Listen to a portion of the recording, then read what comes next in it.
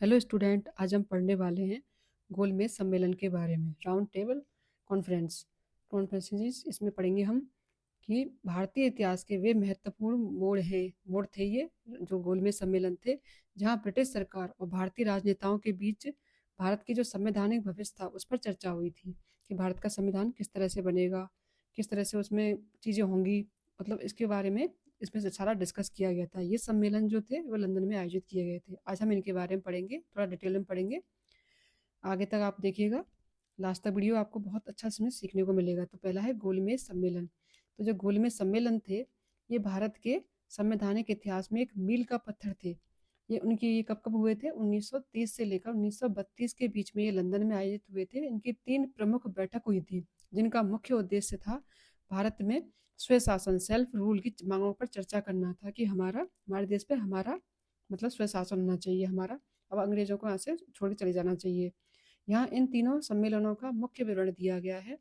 पहला है यहाँ पे प्रथम गोलमेज सम्मेलन। ये कब हुआ था? ये हुआ था 1930 से लेकर 1931 जनवरी, नवंबर 1930 से जनवरी 1931। इसमें क्या हुआ था? इसका उद्देश्य क्या था कि साइमन कमीशन की रिपोर्ट पर चर्चा करना। जो साइमन कमीशन की जो रिपोर्ट आई थी उसके बारे में चर्चा की गई थी। इसमें जो सम्मेलन था, पहला गोलमेज सम्मेलन, उसमें इसमें परिणाम में क्या हुआ कि भारतीय राष्ट्रीय कांग्रेस ने इसे भाग नहीं लिया था। जो राष्ट्रीय कांग्रेस थी, जो हमारी भारत की जो पार्टी थी, सबसे बड़ी पार्टी थी, उसमें इसने भाग नहीं लिया था, क्योंकि इस समय अपसव्य अवज्ञा आंदोलन चल रहा था और मुख्य नेता जो थे इसके, वो कहाँ थे? जेल में थे। इसलिए उन्होंने उसमें जो पहला जो गोलमेज सम्मेलन था उसमें किसी ने भाग नहीं लिया। महत्व, ये पहली बार था जब ब्रिटिश सरकार ने भारतीयों को बराबर का दर्जा देकर चर्चा की थी। और हमारा सेकंड है द्वितीय गोलमेज सम्मेलन। जो तृतीय गोलमेज सम्मेलन था, ये हुआ था सितंबर दिसंबर में 1931 में। इसमें हुआ था गांधी इरविन समझौता। इस समझौते के मतलब बाद कांग्रेस ने सवर्ण अवज्ञा आंदोलन रोक दिया था और महात्मा गांधी कांग्रेस के एकमात्र प्रतिनिधि के रूप में लंदन पहुंचे थे। जो ये सम्मेलन था, इसमें गांधी जी आए थे और इसमें और मतलब एक प्रतिनिधि के रूप में लंदन गए थे गोलमेज सम्मेलन में, सेकंड वाले में। इसका मुख्य विवाद क्या था कि doctor B are Ambedkar ji, जो भीमराव अम्बेडकर जी थे, उन्होंने दलितों के लिए पृथक निर्वाचक मंडल, सेपरेट इलेक्टोरेट की मांग की थी, जिसका गांधी जी ने विरोध किया था। उन्होंने कहा था कि इनके लिए पृथक निर्वाचक मंडल का मतलब गठित किया जाए। इसका गांधी जी ने विरोध किया, क्योंकि उन्होंने कहा था कि इससे हिंदुओं में मतलब क्या कहते हैं, हिंदुओं में इससे मतलब फूट पड़ सकती है। तो इन्होंने इसलिए उसको स्वीकार नहीं किया। इसका निष्कर्ष था कि सांप्रदायिक प्रतिनिधित्व पर मतभेद के कारण यह सम्मेलन बिना किसी ठोस नतीजे के समाप्त हो गया। हमारा अब तीसरा था तृतीय गोलमेज सम्मेलन। ये कब हुआ था? नवंबर से लेकर दिसंबर 1932 तक। इसमें भागीदारी, इसमें कांग्रेस और ब्रिटेन की लेबर पार्टी, कौन आए थे इसमें? कांग्रेस और ब्रिटेन की लेबर पार्टी ने हिस्सा नहीं लिया था। ये बहुत छोटा सम्मेलन था। नतीजा इसमें क्या हुआ, इसका क्या परिणाम हुआ, इसका रिजल्ट क्या हुआ कि इन तीनों सम्मेलनों की सिफारिश को एक श्वेत पत्र, व्हाइट पेपर में संकलित किया गया, जो आगे चलकर भारत सरकार अधिनियम 1935 का आधार बना।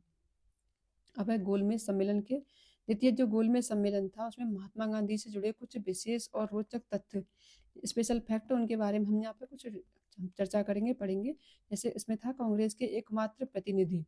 इस सम्मेलन में महात्मा गांधी, क्या हुआ था, इस जो सेकंड जो सम्मेलन था, इसमें सम्मेलन में जो महात्मा गांधी थे, वो भारतीय राष्ट्रीय कांग्रेस के एकमात्र सोल प्रतिनिधि बनकर गए थे। उनके साथ सरोजनी नायडू भी महिलाओं का प्रतिनिधित्व करने गई थी। कौन से सम्मेलन में? सेकंड गोलमेज सम्मेलन। कौन से में? सेकंड गोलमेज सम्मेलन में। सेकंड गोलमेज सम्मेलन में। तो सेकंड क्या था इसमें? एसएस राजपूताना। तो इस गांधी जी जब लंदन गए थे, तो गांधी जी एक जहाज से गए थे। उस जहाज का नाम था एसएस राजपूताना। गांधी जी इसी जहाज से लंदन पहुंचे थे। यह बहुत चर्चित यात्रा थी, क्योंकि उन्होंने जहाज पर भी सादगी और दिनचर्या, प्रार्थना, चरखा कातना को जारी रखा था। किंग्सले हॉल, ये क्या था? लंदन में गांधी जी ने किसी आलीशान आलीशान होटल में रुकने की बजाय पूर्वी लंदन के किंग से जो हॉल है, वहाँ की एक छोटी सी कोठरी में रहना चुना, जो गरीबों और श्रमिकों का इलाका था। और चौथा है हमारा अधूरी पोशाक, दी हाफ नेक्ड इश्यू। जब गांधी जी ब्रिटिश सम्राट जॉर्ज पंचम से मिलने बकिंगम पैलेस गए, तो उन्होंने अपनी पारंपरिक धोती और छोटी शॉल पहनी हुई थी। जब उनसे पूछा गया कि ये सम्राट से मिलने के लिए क्या पर्याप्त कपड़े हैं, तो उन्होंने मजाक में कहा था, सम्राट ने हम दोनों के लायक अकेले कपड़े अकेले ही पहन रखे हैं। क्या कहा गया था? तो गांधी जी ने क्या कहा था कि सम्राट ने हम दोनों के लायक अकेले ही कपड़े पहन रखे हैं। अब हमारा है चार्ली चैपलिन से मुलाकात है। इसमें क्या हुआ था? इसी यात्रा के दौरान गांधी जी की मुलाकात प्रसिद्ध जो हास्य कलाकार थे चार्ली चैपलिन की उनसे मुलाकात हुई थी। चैपलिन गांधी जी के विचारों और मशीनरी के प्रति उनके दृष्टिकोण से बहुत प्रभावित रहते थे। हमारा 6 पॉइंट है पृथक निर्वाचन पर विरोध। सम्मेलन के दौरान जब डॉक्टर भीमराव अम्बेडकर जी ने दलितों के लिए पृथक निर्वाचन की मांग की, तो गांधी जी ने इसका कड़ा विरोध किया। उनका मानना था कि इससे हिंदू समाज बट जाएगा। किसका विरोध किया था? पृथक निर्वाचन की मांग की थी। यही विवाद आगे चलकर पूना एक्ट का कारण बना था। विफलता एवं वापसी। गांधी जी जिस उम्मीद के साथ गए थे वह पूरी नहीं हुई। उन्होंने लौटकर कहा था, मैं खाली हाथ लौटा हूँ, लेकिन मैंने अपने देश की इज्जत को बट्टा नहीं लगने दिया। क्या बोले थे वो? कि मैं खाली हाथ लौटा हूँ, लेकिन मैंने अपने देश की इज्जत को बट्टा नहीं लगने दिया। अब क्या है इसमें? अब 8 पॉइंट है हमारा, ये इंपॉर्टेंट है। पृथक निर्वाचन, ये भी इंपॉर्टेंट, इसको लगा सकते हैं आप। विंस्टन चर्चिल का कटाक्ष। इसी समय के दौरान ब्रिटेन के भावी जो प्रधानमंत्री थे विंस्टन चर्चिल ने गांधी जी को कहा था अर्धनग्न फकीर। क्या कहा था? अर्धनग्न फकीर कहा था, सेडिटिशियस हाफ नेक्ड फकीर। तो आप इसमें नोट कर सकते हैं, ये भी इम्पोर्टेंट है। आई होप आपको ये टॉपिक अच्छे से समझ में आया होगा। तो वीडियो को ज़्यादा ज़्यादा शेयर कीजिएगा, लाइक कीजिएगा। Thank you so much.